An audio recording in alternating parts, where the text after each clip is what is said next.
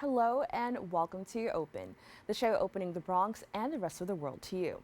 I'm Kibin Alleyne covering for Darren Jaime, and today we'll update you what's happening in and around our borough and New York City.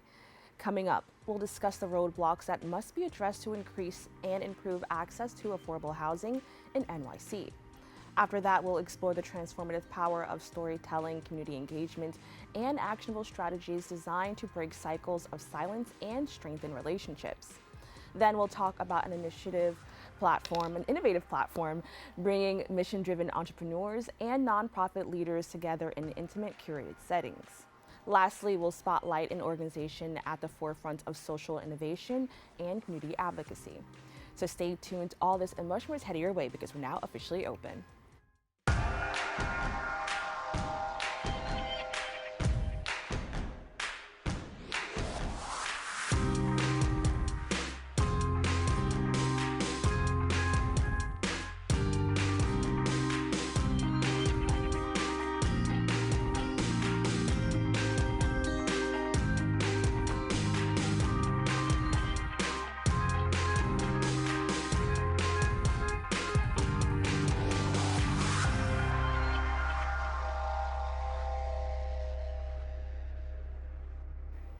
Hello everyone, I'm Kibin Alleyne and you're now watching Open, a live program bringing the Bronx and New York City straight to you. We also want to welcome our viewers to the Manhattan Neighborhood Network as Open is being broadcast simultaneously on MNN's channels. You can stay connected to us on all social media platforms at BronxNet TV. Some things have been going on throughout this past week. We'll take you through it with some Bronx updates.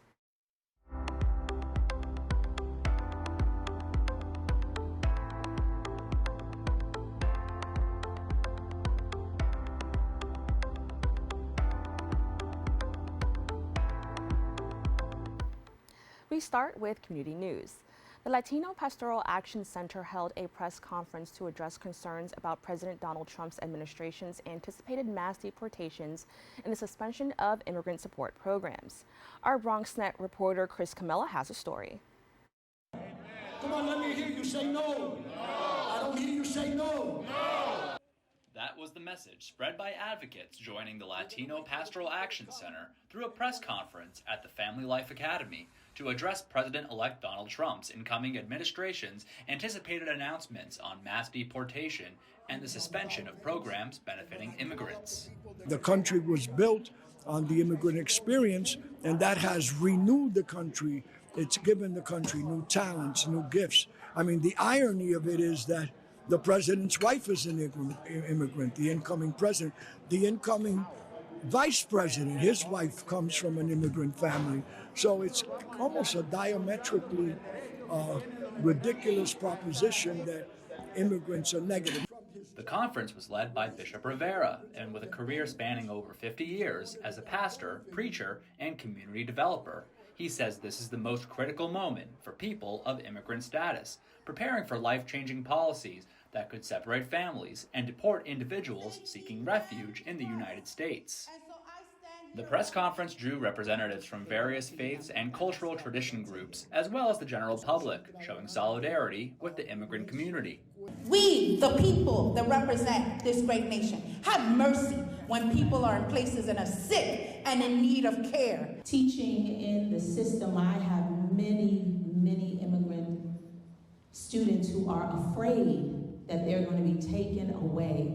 Elected officials also in attendance, noting the event of a woman being set on fire in the subway earlier this month by a man of immigrant status, how events like these often contribute to the stigma of immigration policies in New York City. We need safer streets. We need people to feel safer. And the reality is, what that monster did was also a mental health issue. We need to talk about mental health. Regardless of your immigration status, a lot of the issues that we're dealing with right now from a crime standpoint, specifically in our subways, is our failure to tackle mental health, which is another issue.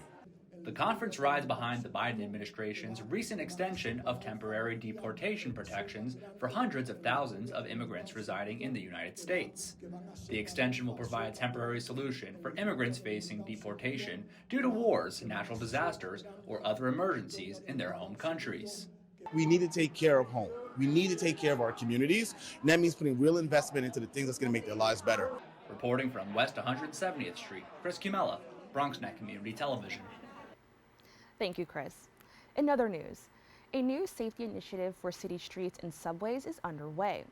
New York City Mayor Eric Adams and New York State Governor Kathy Hochul are now deploying 2 officers on all overnight trains as part of a 6-month plan.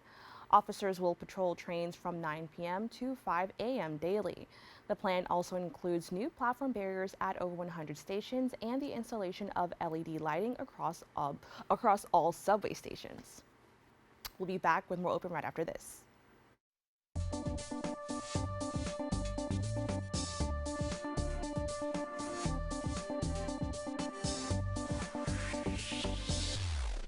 .7% of Bronxites currently experience food insecurity. Meanwhile, instead of these nice, colorful foods, this is the best food that they have access to. If this sounds like you, there are a bunch of resources to get healthy food for free or cheap. If you want to help, you might consider donating or volunteering in one of these places. Community fridges like this one are all over the city, and allow New Yorkers to conveniently donate extra food to people who might need it. Go to this link and find your nearest one.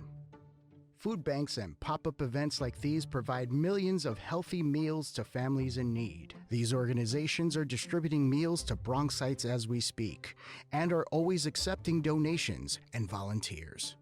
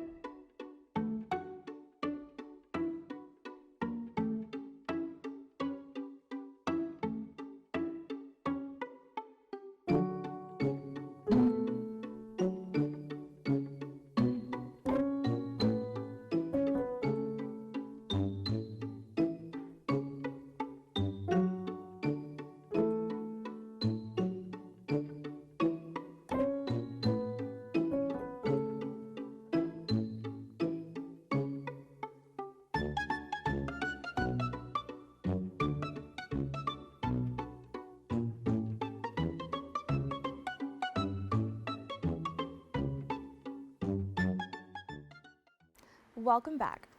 Our next guest is a powerhouse of creativity and community empowerment.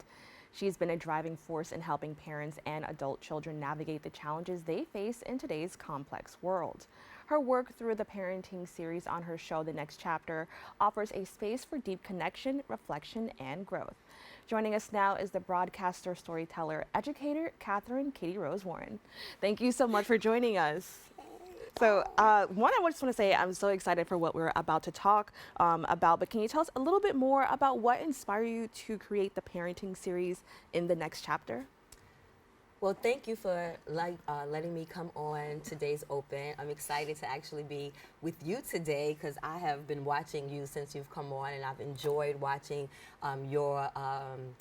your perspective of your age group in handling community news. So good job to you, and thank you for allowing me to come on Open to talk about the parenting series that I am now doing on The Next Chapter, where we discuss Shades of Grey, that airs every Friday here on BronxNet at 6. The Next Chapter was based on me and what I was going through in these next chapters as I was preparing to be an empty nester. As I was preparing to be an empty nester and we were going through COVID, it was all these things of figuring out what to do. And I just realized that this was a next chapter in my life. So when it came to ding, ding, ding, producing a new show, it was the next chapter to help me, as I've been doing all of these years in service, helping myself by helping my community. So using myself as that like blueprint or guinea pig to go through these different chapters and then share that in my testimony to help my community see themselves in it and then navigate through that space. So since now I'm parenting adult children, certain situations that happen with them, you know, my youngest daughter said that I was not a perfect parent, but I was a present parent. And I have to say that the 3 children that I have raised and co-parent with my husband, we did a good job. But that doesn't mean that we don't or we still currently don't have challenges. So in the space that I'm in, learning how to talk to them, learning how to deal with now living with adults, learning how to even figure out my own space now and what I look like as a parent who day-to-day responsibility aren't her children, I felt like, okay, why not bring it to the next chapter? Because as I'm going through this, I'm sure I can help other parents navigate through this same space. Now, you mentioned challenges very briefly. You know, what are some of the common challenges that parents of adult children face today? The biggest challenge that I've learned so far is how parents communicate with their adult children.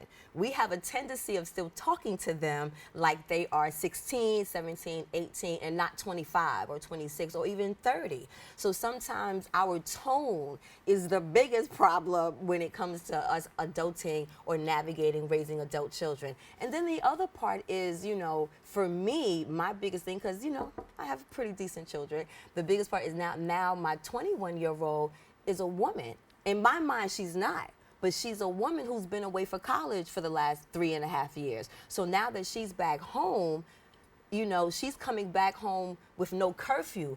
But when she left home, she had a curfew. So that's a different transition for me as a parent to be understanding and kind of almost accepting, because what I'm going to do, argue and tell her she has to do a curfew, that's not going to work.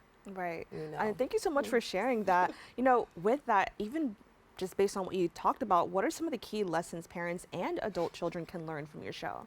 So I come from the spiritual point of view. So initially when we started the next chapter, I did the show with another woman, Melissa DeSalva, who is a therapist. So when she stopped co-hosting the show with me, I wanted to still have that component in the show, because everything can't just be my journey. We still have to get help, because my show is based on giving tools, not just hearing what's going on. So Quinnell Hickman, who's also been on your show, is a licensed family therapist. So she comes on with Quinnell's check-ins, and she'll be on this upcoming show where she gives us tools to help navigate. So the biggest tool she gives in the tone,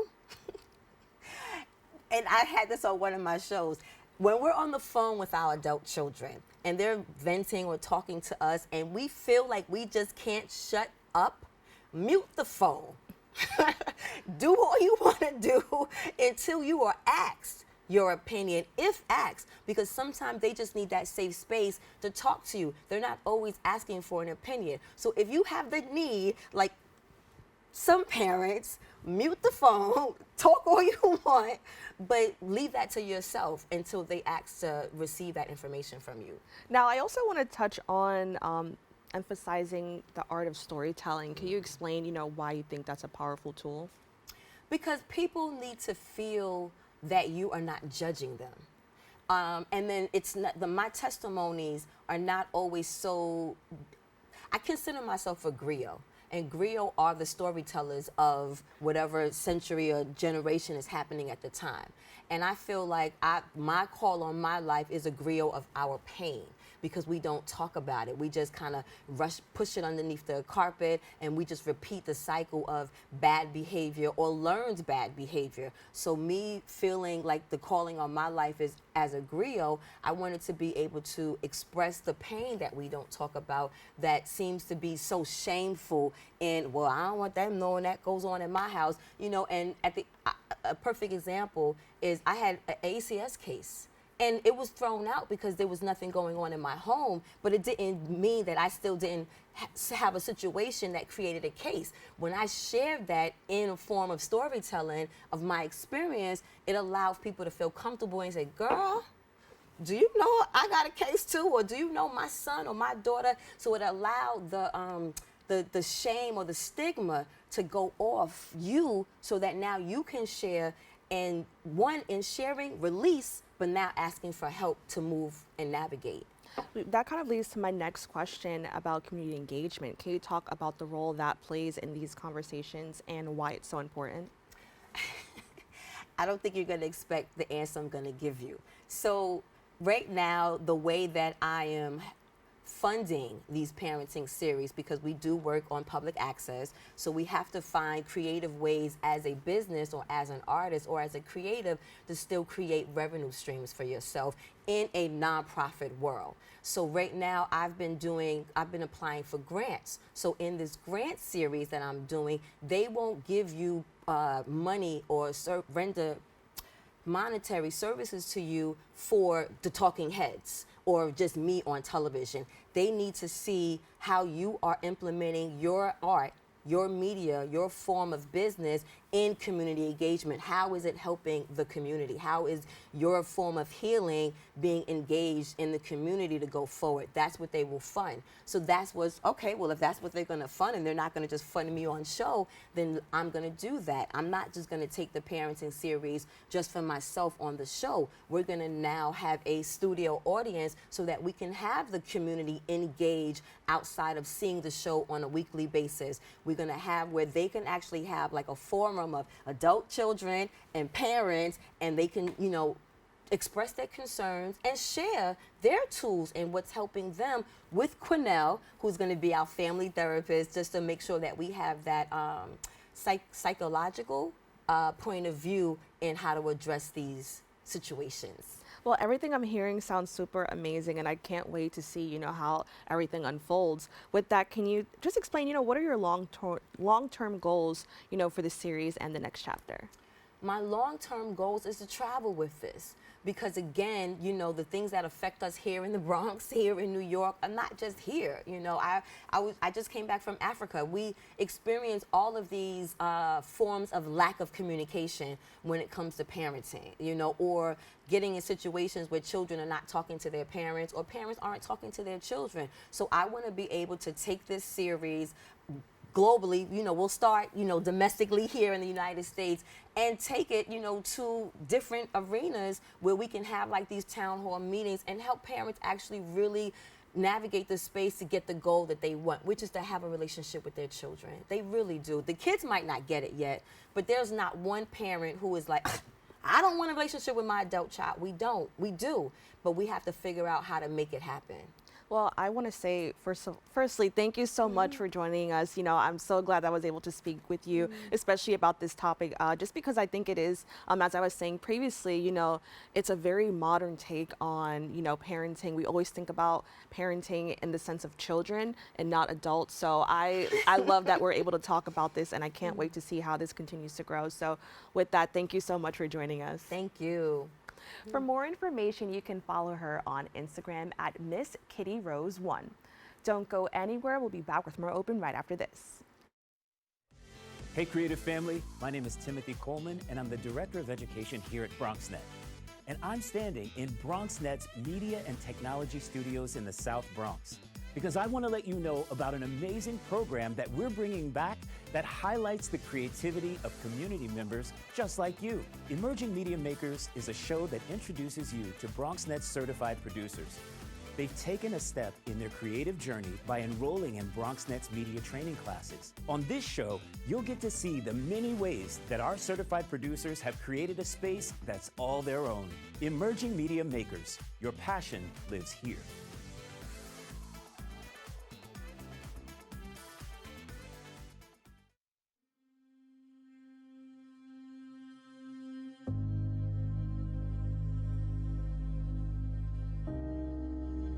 Only 57% of New York City high school students are college ready by their senior year.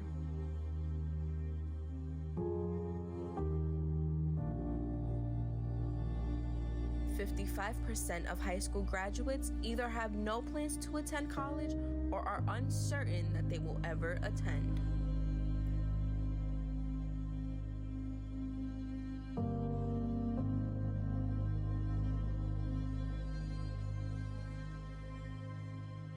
%34 of young adults don't go to college because they can't afford it.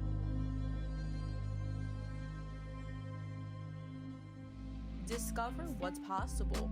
BronxNet's education programs, internships, and opportunities help engage and inspire Bronx youth and beyond to pursue their passions. Be a part of the BronxNet family. Whether you're interested in our shows, joining a class, or donating to support our mission, visit BronxNet.org to learn more. Welcome back. As the demand for affordable housing continues to rise in New York City, the conversation around housing solutions become more urgent. HANAC is leading the charge in addressing this crisis. They have been committed to providing affordable housing and independent living options, particularly for seniors, for over 50 years. Here to discuss more is the Executive Director of HANAC, Stacy Bliagos. Stacy, thank you so much for joining me. For allowing me to be here. Now, HANAC, as I mentioned, has been addressing the affordable housing crisis and just affordable housing needs overall for over 50 years. How has the landscape of affordable housing in New York City changed over that time? Sure. So I think we have HANAC is a nonprofit located in Western Queens, and currently we have over 650 units of senior affordable housing, with a few hundred more slated to be built in the next few years. I think in general, I think what we're dealing with New York, and I think it's always been this way, is a matter of supply and demand. I think more and more people want to live in New York City, and I think there is not enough demand for affordable units. And so I think that's always been the landscape of New York. That and I think as we're discussing affordable housing, I think there is this preconceived notion of, oh, what is affordable housing? I don't want this in my neighborhood. So I think that's continued and is certainly relevant now. Now, you kind of briefly mentioned what I could imagine some challenges are, but I'd love to expand on that. Currently, what are the biggest challenges facing the city when it comes to expanding affordable housing?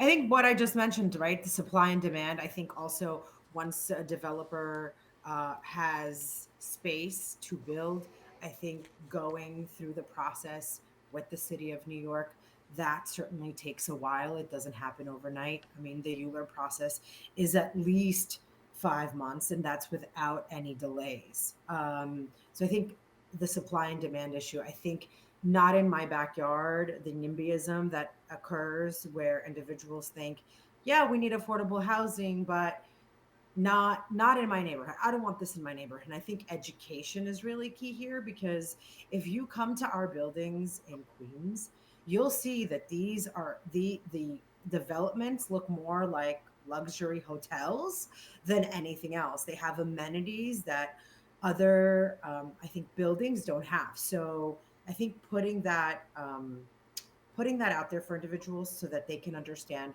what affordable housing is, and actually see that these developments aren't going to hurt the community. And I want to expand on that just because from what I'm hearing, it sounds like there's a stigma surrounding affordable housing. How can community education efforts counter misinformation and fear mongering around that? And what can people do to kind of step away or kind of understand maybe some biases they may have around affordable housing? I think education, right? I think also understanding that everybody has a right to live in a space and not have to deal and not have to make the decision between paying your rent and buying food. And unfortunately, that's occurring right now, especially with inflation, and especially with our seniors, right? We talk about, seniors, and, you hear the saying, it's a privilege to get older, because we know what the alternative is. But when you're a senior individual, you're older adult individual, and you have to pick between paying for rent or paying for a medical bill or paying for rent and buying food, it's not that it's not that much of a privilege at that point, right? So I think educating individuals about what affordable housing is and really switching that mindset so that everybody could get behind individuals living in New York City, having affordable housing for all, not necessarily just for seniors, but for families, for, they're all generations have an opportunity to live in a space where they can grow and thrive. Now, Mayor Adams has called for city agencies to repurpose underutilized properties for housing. What are the biggest opportunities and roadblocks in implementing this initiative? I think also that, unfortunately, and I think the administration has done a really wonderful job at, with the city of Yes. I think it's actually getting out of their own way. I think um, actually targeting uh, uh, underutilized space, whether that's buildings and parking lots, et cetera, but actually making uh, the development process quicker. And I think that it's not quick enough, unfortunately. So although they've done an amazing job, I think that's one of the obstacles is actually getting from that development, we found this site, right? Like, it's just wonderful. How can now we make that space short, the time shorter? Now, I want to talk about something that I've been hearing many people kind of express concern about, and that is that many lower and middle income earners are leaving New York City due to high costs. What policies or programs could help keep these residents in the city and kind of keep what makes New York City amazing? How can we keep that within the city? So I think, okay, obviously you hear all these individuals leaving New York City, but you hear a lot of individuals coming to New York City as well. So I think New York City is still very much populated and overpopulated. I think that the city has a lot of social service programs that individuals can take advantage of, especially for seniors. I don't know if that necessarily occurs. I think the city has housing vouchers. I think there needs to be education behind that. So, and also the city needs to increase their housing vouchers, especially if the supply of affordable housing is not as great as we want it to be. So, I think taking advantage of the social services that the city has to offer is very key. And also, I think government and nonprofits like HANAC really need to work together to increase the affordable housing stock so that individuals have an opportunity to live in an affordable space and actually stay in the communities that they help build or want to build. Now, I'm so glad that you mentioned that because I wanted to kind of delve a little bit deeper into the role your organization plays in increasing housing availability. So can you tell us a little bit more about that? Sure. So, I mean, as I mentioned, HANAC is owner and developer of 650 units of affordable senior housing. We have two other developments go, slated to be built in the next few years. One in Queens, our first in Westchester, White Plains, which will be outside of New York City. I think, as an organization, we have our mission is to help individuals, whether they live in one of our developments or they live in somewhere else. We have a lot of social service programs dedicated to teaching individuals about their rights, about how they can get housing vouchers, about how they can enter the lottery process that the city HPD runs. So if they can't find an apartment within our development, they can find somewhere else within the 5 boroughs.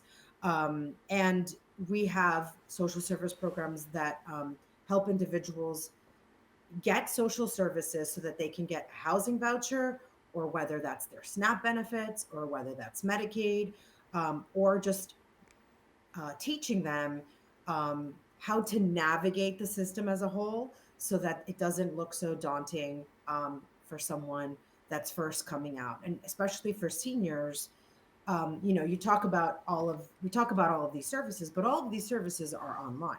So we take for granted that maybe you know how to use the internet and you have a computer and I have a computer, but maybe an older adult doesn't. And if they do, maybe they don't know how to navigate the computer as well as we do. So it's not just about, presenting these services, it's about actually helping them get to the services, setting up an email address, setting up a password, making sure that they don't forget it, Being next to them when they say, "Oh, I want to apply for SNAP benefits." What are they asking me? What is the the question that they're asking me? Maybe they need translation services. So it's really providing an array of services that can help individuals navigate the system, and educating them so that there's no because I think also we deal with shame, and we deal with individuals saying, you know what, I worked all my life. I feel really embarrassed asking for help now. And so it's really educating them to say, no, you shouldn't feel embarrassed. You should actually take advantage of this program. This is what this program is about, so that they can get the help they need. Because sometimes we find in our, in terms of helping individuals, we find that they're older adults have been experiencing issues for years and they haven't said anything, and they've been suffering in silence by themselves. And I also want to add that you mentioned that you and I may be, a little bit more tech savvy, but even then, sometimes having connection with another person that can help you always feels better. So I think that even, regardless of age, having that connection with somebody who can kind of walk you through a process that may be intimidating for some is always very helpful. So I'm glad to hear that, even with that, there's just something there for people that need that assistance. Now, can you just, briefly tell us what you hope to see for the future of the organization and the work that you're doing to kind of assist those who need help, especially in regards to affordable housing? Sure. I think, we want to grow our organization, and we want to grow our affordable housing development stock for individuals. We really believe that older adults should age with dignity and respect in the communities that they've helped build. So I think my hope for the future is for HANAC to be, and other nonprofits to be more vocal and advocate for more affordable housing, and be partners with our government agencies so that we can work together and build housing equity for all of New Yorkers. Well, with that, I want to thank you so much for joining us and having this discussion. Thank you so much for having me, and have a great day. You too. For more information, you can visit the website at hanac.org and follow them on Facebook at HANAC Inc.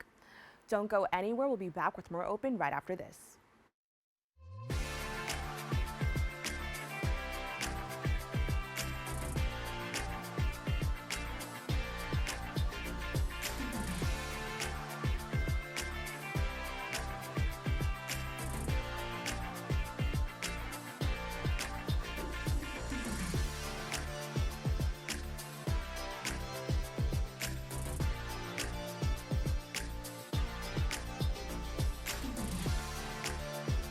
What's up, creative family?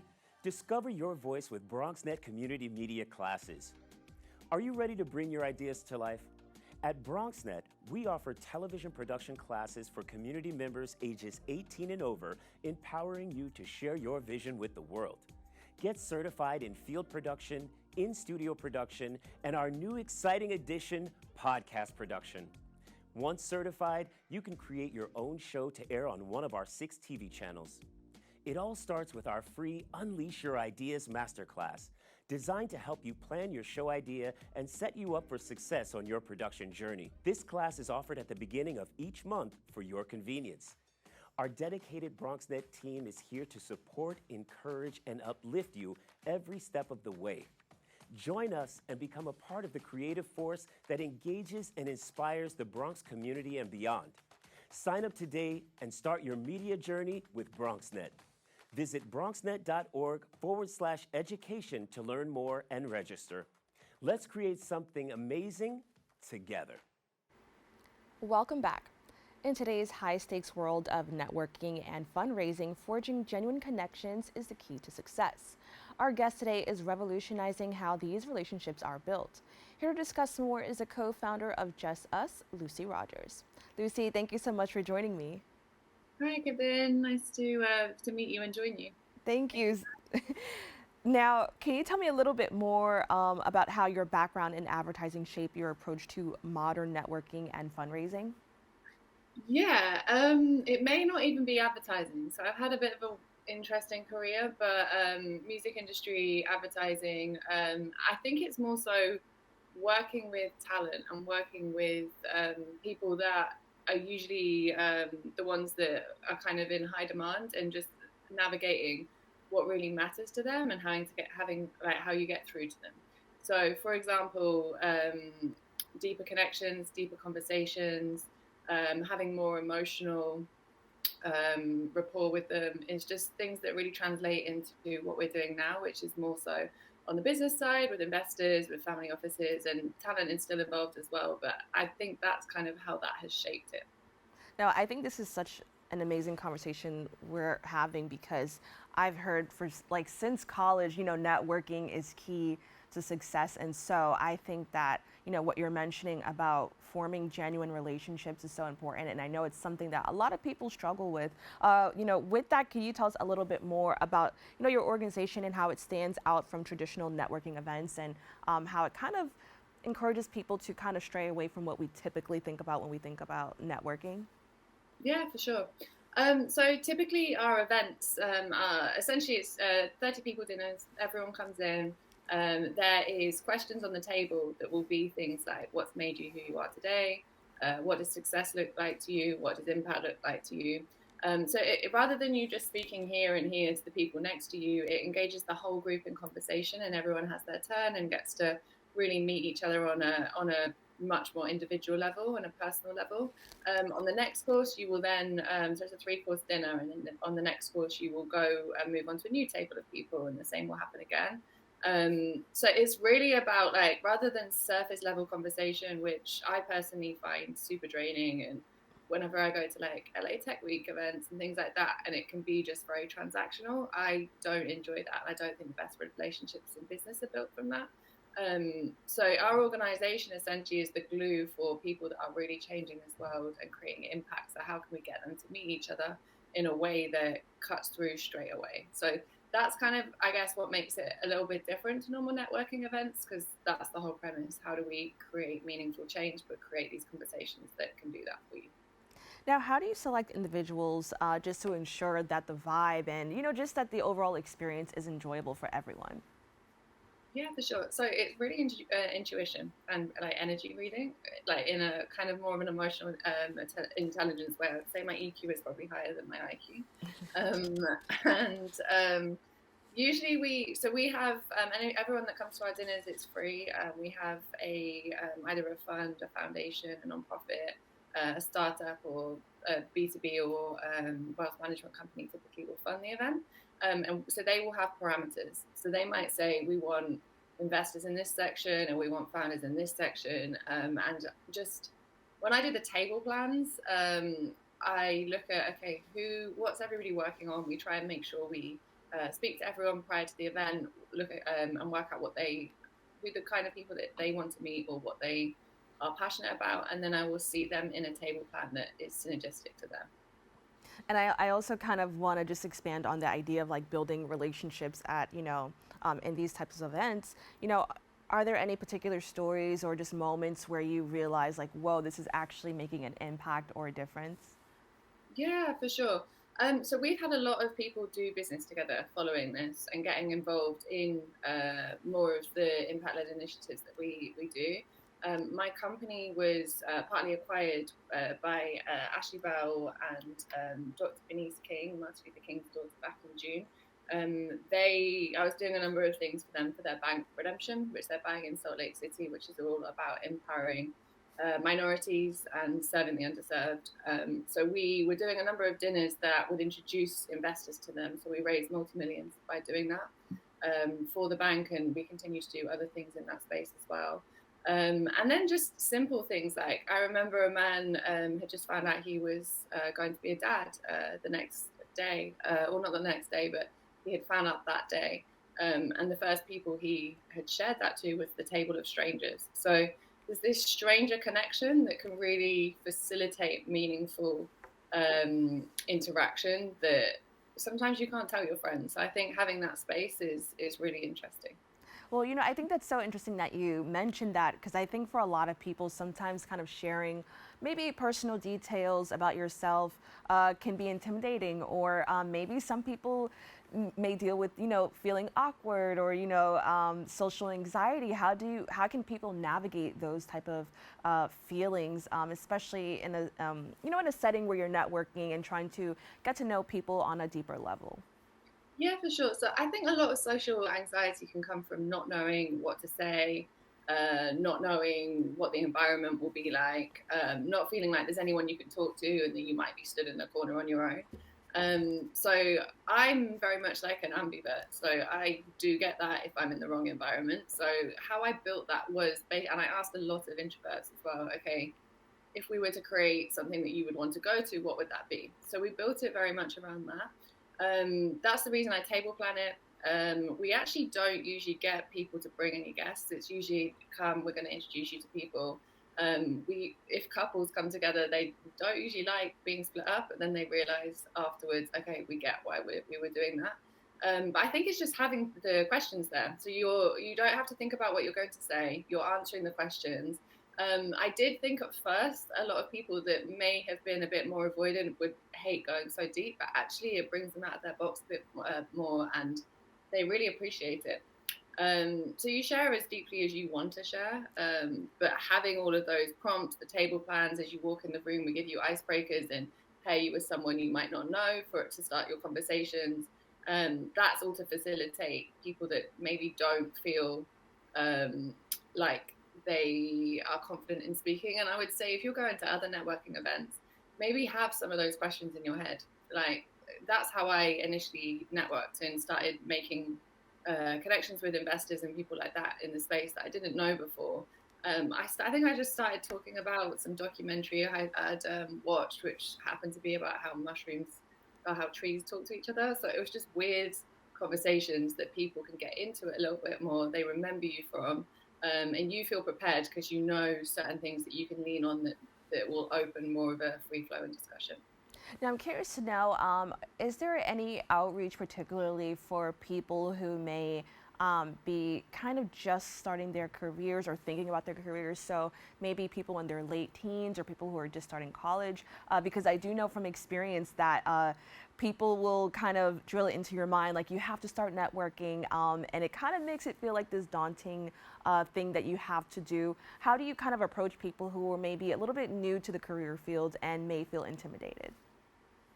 Yeah, for sure. I'd love to do more of that, actually. And we had a few universities when we did our New York event that wanted to do this and wanted to facilitate the networking connection in the question cards. So that's something definitely of interest. Our organization is a little bit further along. However, I did used to have a networking group for 14 to 22-year-olds in the UK that Sony ended up acquiring. So I want to bring those practices in a little bit more. Advice to teens that are wanting to get into business, though, I think it's about like showing up at events. Just even if you are there to observe, or even if to even begin to get into those events, it's kind of offering if you can help, if you are able to assist anyone or just shadow someone or anything like that. Because sometimes the initial invites for the more meaningful events can be difficult to get into. So how do you get in the room? Try and get in on a working capacity. I used to have a 17-year-old intern for me, and he would get into anything. And he was underage always, and he'd get into everything. And he was just so persistent at wanting to make connections. Everyone loved him. Everyone took him under their wing. And he's doing incredible things now. So I would just say find opportunities, even if it might start with Eventbrite. There's always say what you want as well. So if you're wanting to go to more networking events, say that to people, because then they might be like, oh, there's this one you can come to me with, or you could find a professional in the field that you look up to, that you might want to shadow, and just say, look, I'd really love to go to networking events with you as well. They're the kind of ones that could bring you into the room and get you on that circuit, so to speak.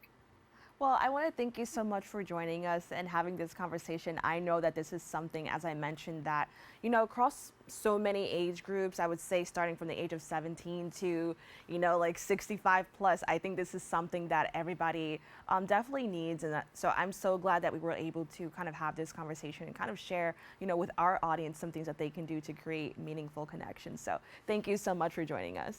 Thank you, Kibin. Nice to speak to you. For more information, you can follow them on Instagram at JustUsConnect. Don't go anywhere. We'll be back with more Open after this.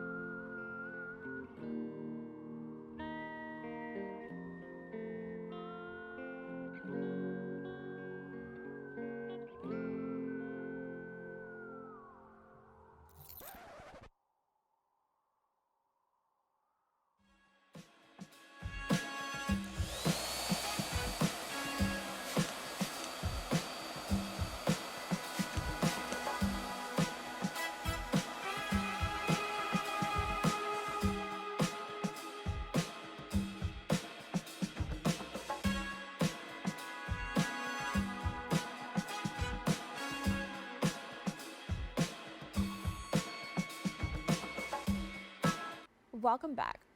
From empowering communities to advocating for legislative change, our next guest has been a transformative force in New York's social justice landscape.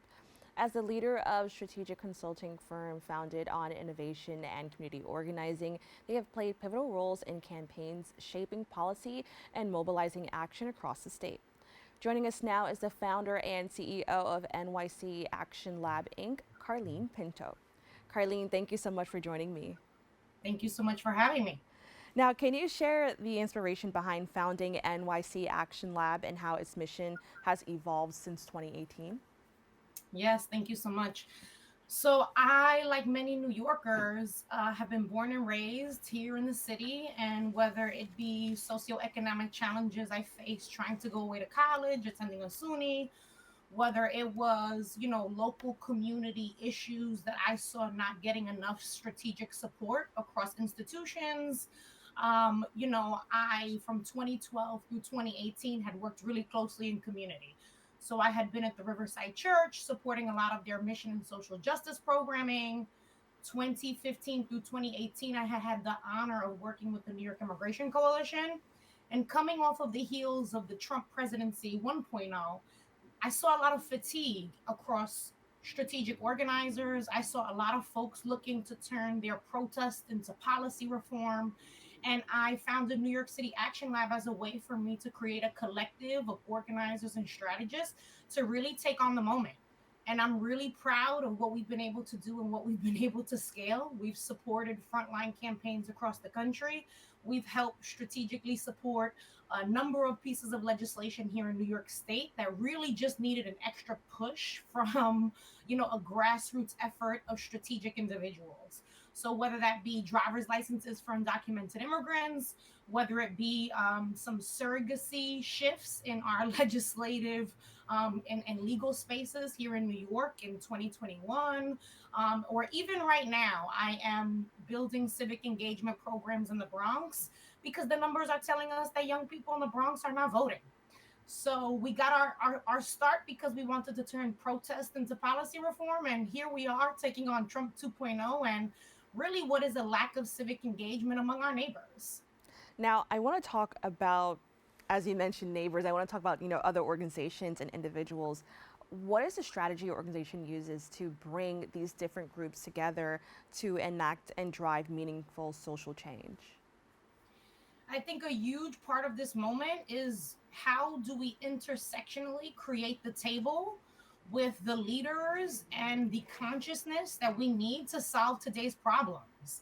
And so, whether we talk about what is happening right now around ensuring that we can protect our neighbors from unjust ICE raids, or whether we're talking about trying to make sure that groceries are affordable in our communities, right? We need to have cross cultural conversations, institutional based conversations, and electorally based conversations here in the Bronx if we want to try and get to the core of what are some of our solutions. When we talk about protecting our communities, I mean that I want my neighbors to be able to, live with dignity, regardless of what the housing costs are and whatever their, set income as retired New Yorkers looks like. Or whether I'm talking about my neighbor to the left of me who, has been a New Yorker for over 20 years, whose children are US citizens, but they haven't had the ability to, adjust their status and become a legal permanent resident or a US citizen yet. So it's really about pulling people to the table around what are your concerns as an individual? What are the issues that you're politically or socially fighting around? And all of our issues are interconnected to one another, especially in a place like New York City. And I kind of want to expand on that since we're talking about, especially New York City. Many New Yorkers are very opinionated. We know this if you're, just in the neighborhood or, you're spending time with family and friends. Everyone has an opinion about the state of the world, especially, just our city. But a lot of the times people are very busy or maybe they're juggling so many different things. With that in mind, how do you kind of encourage people to, get together and mobilize, especially during, intense time of need? I think a big piece is that I'm never asking anyone to do something that they don't have the capacity or the ability to do. Whether we talk about 30 minutes that you can spend online helping us, a neighbor with an online application, or whether we're talking about 1 to 3 hours that you may have to show up in a moment of crisis to support your neighbors in maybe clothing distribution or rapid response after we have a terrible fire locally impacting residents or neighbors. We're not asking people to do things that they can't do. And so it becomes really frustrating when you are at home looking at things you cannot change and doing nothing. We propose at New York City Action Lab, and a lot of my colleagues propose, it feels a lot more rewarding when you are doing something, right? You are picking a piece of what are an enormous area, of struggle and or need, and you're like hyper focusing on doing just one tangible act for someone else. I think when we talk about safety and community and all of these, huge issues that have a lot of implications, both personally and communally, a big piece is us re-envisioning what that actually means to us and taking a little bit of action. And so even if it's just, I haven't voted the last 2 or 3 local cycles. I'm going to make a commitment to figure out who's running for mayor. And I'm going to get involved and I'm going to bring 10 of my friends to vote because that is a tangible thing that I can work on doing individually. Or whether it's, hey, I have some time and energy, I have an area of expertise, maybe I'd be willing to give 30 minutes to an hour to a group of young people, and help educate or share my skill and my craft with the next generation of New Yorkers who really rely on the leadership and the investment of a multitude of generations and communities to continue to invest in them. Now, your organization collaborates with a diverse range of professionals. Why is diversity essential in advocacy, and how does it strengthen coalition building? I think when we talk about, our strength being our diversity, I myself am a Cuban Irish New Yorker. So had we not been in a city like New York, where we are so culturally and racially and religiously diverse, I wouldn't be here.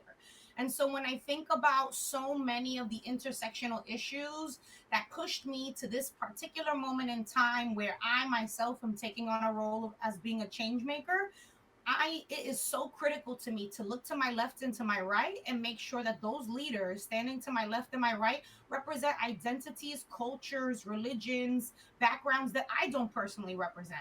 When I think about passing a policy or a law or aligning support to get someone elected to be everyone's leader in office, it's so important that that person is culturally competent, that that person can speak to me as a native born New Yorker, someone impacted by the criminal justice system, someone who grew up in generations of poverty, that you can speak to me the same way that you can speak to another New Yorker whose story might be completely different than mine. And so, particularly because a lot of our campaigns are around racial justice, particularly we've served countless families who have lost loved ones to police violence. Those families impacted are usually Black, Latino, they're indigenous based, and so representation is critical. And so whether we talk about investing our time and energy in communities that are most impacted, whether we talk about the diversity and leadership among the people that we choose to build coalition with, you will see that we are practicing what we're preaching. And it's so important that the people we work with are reflective to the communities that we're serving, and we're culturally competent to be able to serve those communities. For example, during Trump's first, presidential, term with us, one of his first executive orders was the travel ban that we know was a Muslim ban. I am not a Muslim New Yorker.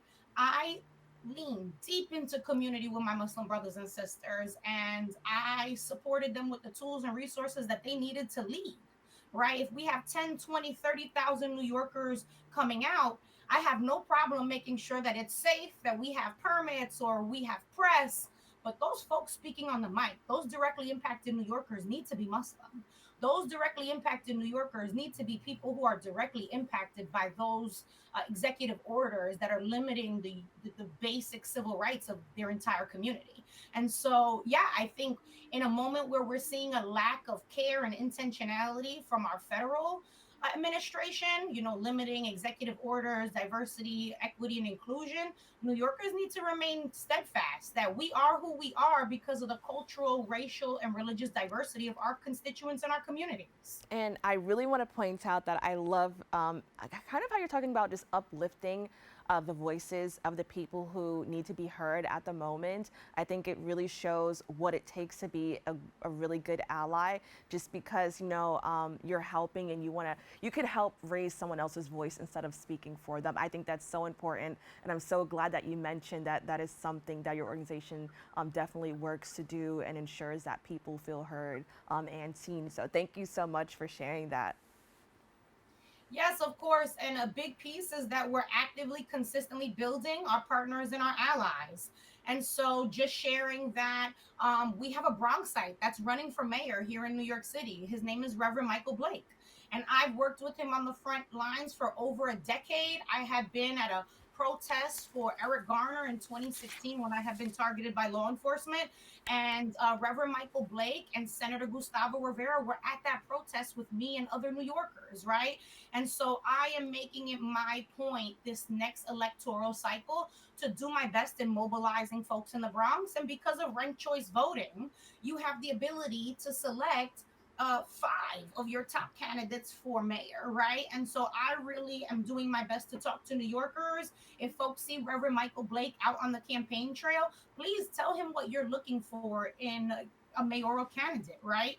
He is literally on his listening tour right now because we need all hands on deck if we're going to be able to build the community engagement and the civic engagement that New York needs to be able to withstand the next 4 years. Well, Carlene, I want to thank you so much for joining us. And I also want to thank you for the work that you're doing in the community to kind of help, again, as I mentioned, ensure that New Yorkers feel seen and heard. The work that you're doing is not easy, so it definitely deserves being highlighted and noted. So once again, thank you so much. Thank you so much for having me. For more information, you can visit the website at nycactionlab.com. We've come to the end of our show today. I'd like to thank all of our guests for joining and you, the viewers, for tuning in. If you missed any part of today's show, you can catch the recablecast on Optimum Channel 67, Verizon Fios 2133, or watch anytime on the web at BronxNet.org. You can catch our brand new episode of Open with Rena Valentine on Friday. This wraps up this episode for us. I'm Kibin Alleyne. Make sure to keep this channel wide open. Take care.